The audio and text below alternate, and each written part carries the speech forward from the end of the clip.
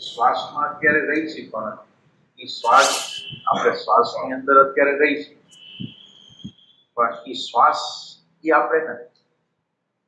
શ્વાસ છે એ આપણે અત્યારે આપણી લાચારી છે કે શ્વાસ ઉપર આપણે છીએ. એટલે તમારે ભૂલવાનું નથી કે આ શ્વાસના નિમિત્તે મારે અંદરના અંતર્યામી જે હોવાપણું છે એને ગોતવાનું. આ એક વાત. અત્યારે તમે શ્વાસ ઉપર ધ્યાન રાખો છો એનું કારણ શું થાય? તમે તમારા હોવાપણ ઉપર સીધું ધ્યાન આપી ન શકો, એટલી કેપેસિટી નથી. તો તમે શ્વાસનો આધાર લીધો. તો શ્વાસનો આધાર લીધો એ કઈ શ્વાસમાં રહેવા માટે નથી.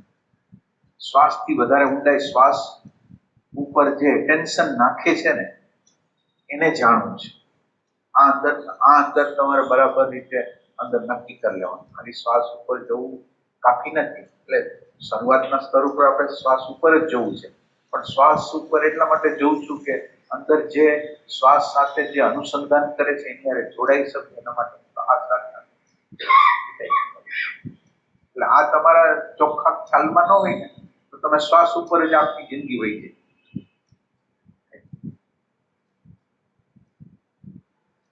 તમારી જેટલી યાદી તમારા આખા દિવસ દરમિયાન આવશે એટલું પ્રેમ ગણાશે. તમે માનો કે આ કરો છો, તમને જેટલી યાદી આવશે એને પ્રેમ ગણાશે.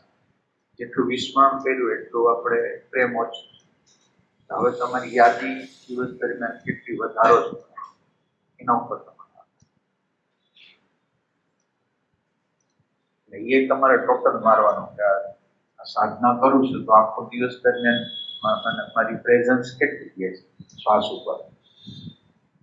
શ્વાસ ઉપર છે એ વધે છે કે ઘટે છે?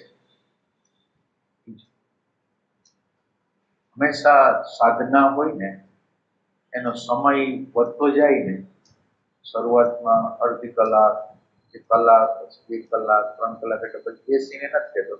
હા, વ્યવહાર કરતા કરતા પણ તમારી સુધતા રહે.